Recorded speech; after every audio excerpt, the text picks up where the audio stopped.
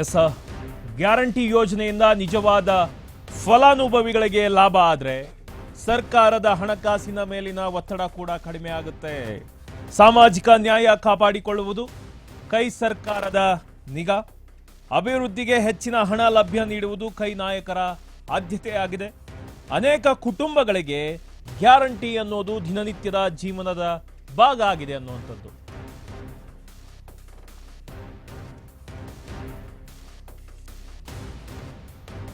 So ಆದಷ್ಟು ಕರೆಗಳನ್ನ ಸ್ವೀಕರಿಸುವಂತ ಪ್ರಯತ್ನವನ್ನ ನಾವು ಮಾಡ್ತಾ ಇದ್ದೀವಿ. ನಮ್ಗೆ ಗೊತ್ತಿದೆ ನೀವು ನಿರಂತರವಾಗಿ ಪ್ರಯತ್ನ ಪಡ್ತಾ ಇದ್ದೀರಿ. ಕೆಲವರಿಗೆ ಕನೆಕ್ಟ್ ಆಗುತ್ತೆ, ಕೆಲವರಿಗೆ ಕನೆಕ್ಟ್ ಆಗಲ್ಲ. ಇದೀಗ ರಘು ಅಂತ ಹೇಳಿ ನಮ್ಮ ಜೊತೆ ದೂರವಾಣಿ ಸಂಪರ್ಕಕ್ಕೆ ಬಂದಿದ್ದಾರೆ. ನಮಸ್ತೆ ರಘು ಅವರೇ, ಕೇಳಿಸ್ತಾ ಇದೆಯಾ? ಕೇಳಿಸ್ತಾ ಇದೆ ಸರ್. ನಮಸ್ತೆ ಸರ್. ಕೇಳಿಸ್ತಾ ಇದೆ. ಆರ್ಮ್ಯಾಕ್ಸ್ ಕನ್ನಡ ನೀವು ನೋಡ್ತಾ ಇರಬೇಕು. ಇವತ್ತು ಮುಂಜಾನೆಯಿಂದ ನಾವು ಕವರ್ ಮಾಡ್ತಾ ಇದ್ದೀವಿ. ಯಾವ ರೀತಿಯಲ್ಲಿ ಈ ಗ್ಯಾರಂಟಿ ಯೋಜನೆಗಳನ್ನ ಜನ ಸ್ವೀಕರಿಸ್ತಾ ಇದ್ದಾರೆ ಅಂತ ಹೇಳಿ, ಸ್ವೀಕರಿಸ್ತಾ ಇದ್ದಾರೋ ಇಲ್ವಾ ಅಥವಾ ಜನರ ಅಭಿಪ್ರಾಯ ಏನು ಅಂತ ನೀವೇನ್ ಹೇಳಕ್ ಇಷ್ಟಪಡ್ತೀರಿ ರಘು? ಸರ್, ನಾನು ಏನ್ ಹೇಳ್ತೀನಿ ಅಂದ್ರೆ ಗ್ಯಾರಂಟಿಗಳ ಬಗ್ಗೆ ಕೊಡ್ಲಿ, ಯಾವ್ದಾದ್ರು ಕೊಡ್ಬೇಕಾಗಿತ್ತು. ಈ ನೋಡಿ ಸಾರಿಗೆ ಬಸ್ ವ್ಯವಸ್ಥೆ ಕೊಟ್ಟಿದ್ದಾರೆ. ಪಾಪ ಸಾರಿಗೆ ಅವ್ರು ಯಾವಾಗ ನೋಡಿದ್ರು ಸ್ಟ್ರೈಕ್ಗಳು ಮಾಡ್ತಾರೆ. ಅವ್ರು ಬರ್ಬೇಕಾದ್ದು ಹಣ ಬರ್ತಾ ಇಲ್ಲ, ಅವ್ರು ಕೊಡ್ಬೇಕಾದ್ದು ರಿಟೈರ್ಡ್ ಅಮೌಂಟ್ ಕೊಡ್ತಾ ಇಲ್ಲ ಅಂತ ಒದ್ದಾಡ್ತಾ ಇದ್ದಾರೆ. KEB ಅಲ್ಲಿ 4 ಸಲ KEB ಬಿಲ್ ಅನ್ನ ಹೆಚ್ಚಿಸಿದ್ರು. ಯಾರ್ ದುಡ್ಡು ಸರ್? ನಮ್ ದುಡ್ಡು. ಆಮೇಲೆ ಹೆಣ್ಣು ಮಕ್ಕಳಿಗೆ 2,000 ಕೊಡ್ತೀನಿ ಅಂತ ಹೇಳ್ತಾರೆ. ನಮ್ದು ಈ ರಿಕ್ಕರ್ ಎಲ್ಲ ಏನು ಎಣ್ಣೆ ಎಲ್ಲ ಹತ್ತಿಸಿದ್ರು. ಆ ದುಡ್ಡು ಅವ್ರಿಗೆ ನಮ್ ಜೋಬಿಂದ ಕದ್ದು ಹೆಣ್ಮಕ್ಳು ಕೊಡ್ತಾರೆ. ಆ ಹೆಣ್ಮಕ್ಳು ನಮ್ ತಲೆ ಮೇಲೆ ಕುತ್ಕೋತಾರೆ. ಇದು ಇವ್ರನ್ನೇ ಬಂದ್ಬಿಟ್ಟು ಎಜುಕೇಶನ್ ಮಕ್ಕಳಿಗೆ ಡಿಗ್ರಿ ಮಾಡಿರೋರ್ಗೆಲ್ಲ ಕೊಡ್ತೀನಿ ಅಂದ್ರೆ ಅವ್ರಿಗಂತೂ ಯಾರಿಗೂ ಏನು ಇಲ್ಲ. ಇನ್ನು ಯಾರು ಏನ್ ಕೊಡ್ತಾವ್ರೆ ಇದು ಅವರೇ ಹೇಳ್ತಾರೆ. ಇದು ದುರುಪಯೋಗ ಆಗ್ತಾ ಇದೆ ನಮ್ಮ ಅಧಿಕಾರಿಗಳು ಅಂತ ಹೇಳ್ತಾರೆ. ಬಹಳಷ್ಟು ಅವ್ರ ಕಡೆಯಿಂದಾನೇ ತಪ್ಪುಗಳಿಟ್ಕೊಂಡು ಇದು ಕೊಡ್ಬೇಕಾ ಬೇಡವಾ ಅಂತ ಹೇಳಿ ಅವರೇ ಯೋಚನೆ ಮಾಡ್ತಾರೆ. ಪಾಪ ಪ್ರತಿದಿನ ದುಡಿಯೋ ಮಕ್ಕಳಿಗೆ, ದುಡಿಯೋ ಇವ್ರಿಗೆ ಅವ್ರಿಗೆ ಏನ್ ಬೇಕೋ ಸವಲತ್ತುಗಳು ಕೊಡ್ಲಿ. ಹಾಸ್ಪಿಟ್ಲು, ಸ್ಕೂಲು ಇಂಥದ್ದೆಲ್ಲ ಮಾಡಿ ಕೊಡ್ಲಿ ಗ್ಯಾರಂಟಿಗಳು. ಅದು ಒಳ್ಳೇದಾಗುತ್ತೆ. ಇದು ಯಾವ್ದು ಪುಕ್ತಡ್ಡಿ ಹಣ ಕೊಡ್ತೀವಿ ಅಂತ ಹೇಳಿ 2 ಸಾವಿರ ಹೆಣ್ಮಕ್ಳು ಸುತ್ತಾಡಕ್ ಬಿಟ್ಬಿಟ್ಟು ಅವ್ರ ಮನೆಗಳಲ್ಲಿ ನೆಮ್ಮದಿ ಇಲ್ದಿರ ಆಗಿದೆ. ಇದು ನನ್ನ ಒಂದು ಇದು ಮನವಿ ಸರ್. ಆ ಸಂಸ್ಥೆ ಪಾಪ 6 ವರ್ಷದಿಂದ ಅವ್ರು ಒದ್ದಾಡ್ತವ್ರೆ. ಅವ್ರು ನಮ್ಗೆ ಬರ್ಬೇಕಾದ ಹಣ ಕೊಟ್ಟಿಲ್ಲ, ಗ್ರಾಜ್ಯುಟಿ ಕೊಟ್ಟಿಲ್ಲ, ಮತ್ತೆ ಇನ್ನು ಏನೇನೋ ಅವ್ರು ಕೊಟ್ಟಿಲ್ಲ ಅಂತ ಹೇಳಿ ಕೊಡೋದೇ ಇಲ್ಲ ಅಂತಾರೆ. ಅವ್ರು ದುಡಿಯೋರು ಸರ್.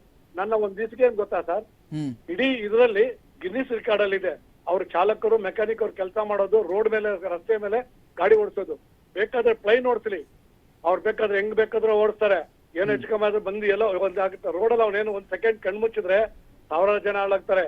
ಈ ಇದರಲ್ಲಿ ಟಾರ್ಚರ್ ಅಲ್ಲಿ ಪಾಪ ಅವ್ರಿಗೆ ಬಹಳಷ್ಟು ನೋವು, ಬಹಳಷ್ಟು ಇದಿದೆ.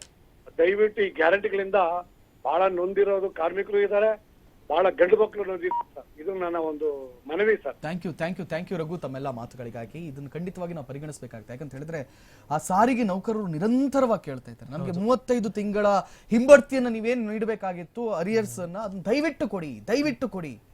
ಅವರೆಷ್ಟೇ ಪ್ರತಿಭಟನೆಗಳನ್ನ ಮಾಡಿದ್ರು ಕೂಡ ಇವ್ರು ಕೇರೆ ಮಾಡ್ತಾ ಇಲ್ಲ. ಈ ಪ್ರತಿಭಟನೆಗಳಿಗೆ ಇವ್ರ ಉತ್ತರ ಏನು ಗೊತ್ತಾ? ಇವ್ರ ಉತ್ತರ ಏನು ಅಂತ ಹೇಳಿದ್ರೆ, ನೀವು ಪ್ರತಿಭಟನೆಯನ್ನು ಮಾಡಿದ್ರೆ ನಾವು ನಿಮ್ಮನ್ನ ತೆಗೆದು ಹಾಕ್ತೀವಿ. ಎಸ್ಮಾ ಅಂತ ಹೇಳಿ ಒಂದು ಜಾರಿ ಮಾಡಿದ್ರಿ ಇವರು. ಇದ್ರ ರೀಸನ್ ಏನು ಅಂತ ಕೇಳಿದ್ರೆ, ಕಳೆದ ಬಾರಿ ಇದೇ ರೀತಿಯಲ್ಲಿ ಬಸ್ ಚಾಲಕರು ಮತ್ತು ಕಂಡಕ್ಟರ್ 10 ದಿನಗಳ ನಿರಂತರವಾಗಿ ಒಂದು ಪ್ರತಿಭಟನೆಯನ್ನ ಮಾಡ್ತಾರೆ. ಬಸ್ ಅನ್ನ ಸುಮಾರು 10 ವರ್ಷದ ಹಿಂದೆ, 11 ವರ್ಷದ ಹಿಂದೆ 10 ದಿನಗಳ ಪ್ರತಿಭಟನೆಯನ್ನ ಮಾಡ್ತಾರೆ. ಈ ಸಂದರ್ಭದಲ್ಲಿ ಈ ಪ್ರತಿಭಟನೆಯನ್ನ ಹತ್ತಿಕ್ಕೋಸ್ಕರ ಇವರು ಎಸ್ಮಾ ಅಂತ ಹೇಳಿ ಒಂದು ಕಾನೂನನ್ನ ತರ್ತಾರೆ. ಇದರ ಅಂಡರ್ ಅಲ್ಲಿ ಏನು ಅಂತ ಹೇಳಿದ್ರೆ, ಎಸ್ಮಾದ ಅಂಡರ್ ಅಲ್ಲಿ ಬರುವಂತ ಕಾರ್ಮಿಕರು ಯಾರು ಕೂಡ ಸರ್ಕಾರ ವಿರುದ್ಧವಾಗಿ ಅಥವಾ ಸರ್ಕಾರದ ಮಾಹಿತಿಯನ್ನ ಪಡೆಯದೆ ಇವರು ಪ್ರತಿಭಟನೆಯನ್ನ ಮಾಡೋ ಹಂಗಿಲ್ಲ ಅಂತ ಹೇಳಿ ಒಂದು ರೀತಿಯಲ್ಲಿ ಅಭಿವ್ಯಕ್ತ ಸ್ವಾತಂತ್ರ್ಯವನ್ನ ಧಕ್ಕೆ ಮಾಡ್ದಂಗಲ್ವಾಯ್ತು. ಇನ್ನೊಬ್ರು ಕಾಲರ್ ನಮ್ಮ ಜೊತೆ ದೂರವಾಣಿ ಸಂಪರ್ಕಕ್ಕೆ ಬಂದಿದ್ದಾರೆ. ನಮಸ್ತೆ ಸರ್, ಕೇಳಿಸ್ತಾ ಇದ್ದೆ. ನಿಮ್ಮ ಹೆಸರು ಮತ್ತು ಎಲ್ಲಿಂದ ಕರೆ ಮಾಡ್ತಾ ಇದ್ದೀರಿ? ಸರ್, ರಾಘು ಅಂತ ಹಿರಿಯೂರಿಂದ.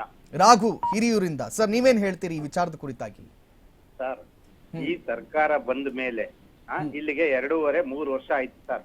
ಅಲ್ಲಿಂದ ಇಲ್ಲೇವರೆಗೂ ಒಂದೇ ಒಂದು ಏನಾದ್ರೂ ಅಭಿವೃದ್ಧಿ ಕೆಲಸ ಮಾಡಿದಾರ ಸರ್? ರಸ್ತೆಗಳು ಸರ್, ನೀವು ಬೆಂಗಳೂರ್ದೊಂದು ತೋರಿಸ್ತಿದ್ದೀರಿ ಸರ್. ವಿಲೇಜ್ ಲಿಮಿಟ್, ಹಳ್ಳಿ ಗಾಡಿನ ರಸ್ತೆಗಳು ನೋಡಬಾರ್ದು ಸರ್. ಆಮೇಲೆ ಹಾಸ್ಪಿಟ್ಲಿಗೆ ಹೋದ್ರೆ ಒಬ್ರು ಡಾಕ್ಟರ್ ಸೌಲಭ್ಯ ಇಲ್ಲ ಸರ್, ಮೆಡಿಸಿನ್ ಸೌಲಭ್ಯ ಇಲ್ಲ ಸರ್. ಮತ್ತೆ ಆಮೇಲೆ ನೀವು ಯಾವುದೇ ಆಫೀಸ್ ನಲ್ಲಿ ಹೋಗ್ರಿ, ಯಾವ್ದೋ ಆಫೀಸರ್ಸ್ ಕೊರತೆ ಇದೆ ಸರ್. ಆಮೇಲೆ ಯಾವುದೇ ಒಂದು ಅಭಿವೃದ್ಧಿ ಕೆಲಸ ಕಾರ್ಯಗಳು ಆಗ್ತಾ ಇಲ್ಲ. ಆಮೇಲೆ ಸರ್, ನಾವ್ ಹಿಂದೆ 20 ರೂಪಾಯಿ ಕೊಟ್ರೆ ಚಾಪ ಕಾಗದ ಕೊಡ್ತಾ ಇದ್ರು ಯಾರಾದ್ರೂ ಬಡವರು ಅಗ್ರಿಮೆಂಟ್ ಇನ್ನೊಂದು ಮತ್ತೊಂದು ಮಾಡ್ಕೊಳಕ್ಕೆ. ಇವಾಗ ಸರ್ 120 ರೂಪೀಸ್, 100 ರೂಪಾಯಿ ಜಾಸ್ತಿ ಮಾಡಿದ್ದಾರೆ ಸರ್ ಒಂದು ಚಾಪ ಕಾಗದ ಮೇಲೆ. ಮಿನಿಮಮ್ ನಾವು 120 ರೂಪೀಸ್ ಮೇಲೆ ನಾವು ಕೊಂಡ್ಕೊಂಡ್ಬೇಕು ಒಂದ್ ಚಾಪ ಕಾಗದ ಅಂತಂದ್ರೆ ರೆವಿನ್ಯೂ ರೇಟ್ಸ್ ಎಲ್ಲ ಎಷ್ಟು ಮಾಡಿದ್ದಾರೆ ಸರ್? ಇಂಥ ಮುಟ್ಟಾಳು ಗೌರ್ಮೆಂಟ್ ನಮಗೆ ಸರ್ಕಾರ ಬೇಕಾಯ್ತ ಸರ್. ಎಷ್ಟು ನೋವು ಅಂತಂದ್ರೆ ಸರ್, ಬಡವರಿಗೆ, ದಲಿತರಿಗೆ, ಎಲ್ಲಾ ಬಡ ವರ್ಗದರಿಗೆ ಸರ್ ಬರೆ ಹೇಳ್ದಿರೋದು. ಈ ಸರ್, ಈಗ ಹಂಗಾದ್ರೆ ಈ ಬಡ ವರ್ಗಕ್ಕೆ ಅಲ್ವಾ ಯೋಜನೆಗಳನ್ನೆಲ್ಲ ಕೊಡ್ತಾ ಇರೋದು? ಉಚಿತ ಬಸ್ ಆಗಿರ್ಲಿ, ಉಚಿತ ವಿದ್ಯುತ್ ಆಗಿರ್ಲಿ, ಅಥವಾ ತಿಂಗಳಿಗೆ 2,000 ಆಗಿರ್ಲಿ, ಇದೆಲ್ಲ ಒಳ್ಳೇದಲ್ಲ ಅಂತ ಹೇಳ್ತೀರಾ ಹಂಗಾದ್ರೆ ನೀವು? ಹಾ ಸರ್, ಅಲ್ಲ ಒಳ್ಳೆ ಕ್ವಶನ್ ಕೇಳಿದ್ರೆ ಕೇಳ್ತೀನಿ ಕೇಳಿ ಸರ್. ಸರ್ 200 ಯೂನಿಟ್ ಯಾವ ಫಲಾನುಭವಿ ಕೊಡ್ತಿದ್ದಾರೆ ಸರ್ ಯೂನಿಟ್? ಕಾಕಾ ಪಾಟೀಲ್ ನಿನ್ಗೂ ಫ್ರೀ, ಯಾರು ಮಾದೇವಪ್ಪ ನಿನ್ಗೂ ಫ್ರೀ ಅಂತದ್ದೇನೋ ದೊಡ್ಡದಾಗಿ ಹೇಳ್ಬಿಟ್ಟು ನಾವು ಎಲ್ಲ ಫೂಲ್ ಆಗದ್ವಿ ಸರ್. ಏಪ್ರಿಲ್ ಫೂಲ್ ತರ ಆಗೋಗ್ಬಿಟ್ವಿ. ಈ ಆಗ್ಬಿಟ್ಟು ಎಲ್ಲ ನಾವು ಓಟ್ ಹಾಕಿದ್ವಿ. ಇನ್ನ ಯಾವತ್ತು ಆ ತಪ್ಪನ್ನ ನಾವು ಮತ್ತೆ ಮಾಡಕ್ ಹೋಗಲ್ಲ ಸರ್. 200 ಯೂನಿಟ್ ಕೊಟ್ರ ಸರ್ ಅವರು. ಮತ್ತೆ ಆಮೇಲೆ ನಿರುದ್ಯೋಗ ಭತ್ಯೆ ಅಂದ್ರು. ಅವ್ರ ಕಂಡೀಷನ್ ಅವತ್ತೇ ಹೇಳ್ಬೇಕಾಯ್ತು ಸರ್, ನಾವು ಇಂಥವ್ರಿಗೆ ಮಾತ್ರ ಕೊಡ್ತೀವಿ ಅಂತಂದು ನಿರುದ್ಯೋಗ ಭತ್ಯೆ ಕೊಟ್ರ ಸರ್ ಅವರು. ಸರ್ ಆಮೇಲೆ ಯಾವ್ದೋ ಗೃಹಲಕ್ಷ್ಮಿ ಮೊನ್ನೆ ವಿಧಾನಸೌಧದಲ್ಲಿ ನೋಡ್ತಾ ಇದ್ದೆ, ಕಲಾಪದಲ್ಲಿ ವಿಧಾನಸಭೆ ಕಲಾಪದಲ್ಲೇ ಪ್ರಸ್ತಾಪ ಆತಲ್ಲ ಸರ್. ಸುಳ್ಳು ಮಾಹಿತಿ ಹೇಳ್ಬಿಟ್ಟು 2 ತಿಂಗಳು ಸುಮಾರು 5,000 ಕೋಟಿ ಲೂಟಿ ಮಾಡಿದ್ದಾರೆ, ಹಗರಣ ಮಾಡಿದ್ದಾರೆ ಅಂತಂದು ಮೊನ್ನೆಲ್ಲ ಇಡೀ ಕರ್ನಾಟಕಕ್ಕೆ ನೀವೆಲ್ಲ ನಿಮ್ ನ್ಯೂಸ್ ಚಾನಲ್ ನೋಡ್ತಿರ್ತೀವಿ ಸರ್. ತುಂಬಾ ಸರಿ ನೀವೆಲ್ಲ ಪ್ರಸಾರ ಮಾಡಿದ್ರಲ್ಲ ಸರ್. ಅಲ್ಲ ಸರ್ ಇವರು ಆಮೇಲೆ ಸರ್ ಪಾಪ ವಾಲ್ಮೀಕಿ, ಇಡೀ ನಮ್ಮ ಬಾಬಾ ಸಾಹೇಬ್ ಅಂಬೇಡ್ಕರ್ ಕೊಟ್ಟಂತಹ ಒಂದು ಏನಂತಂದ್ರೆ ತುಳಿತಕ್ಕೊಳಗಾದ ಸಮಾಜ ಮೇಲೆತ್ತಬೇಕು ಅಂತಂದೇಳಿ ಒಳ್ಳೆ ನಿಗಮಗಳಿಗೆ ಅವಕ್ಕೆಲ್ಲ ಅನುದಾನ ಕೊಟ್ಟು ಇದನ್ ಮಾಡಿರ ಅಂತ ನಿಗಮಗಳನ್ನ ಮುನಿಸ್ಬಿಟ್ರಲ್ಲ ಸರ್. 100 ಕೋಟಿ ಆಗೋಣ.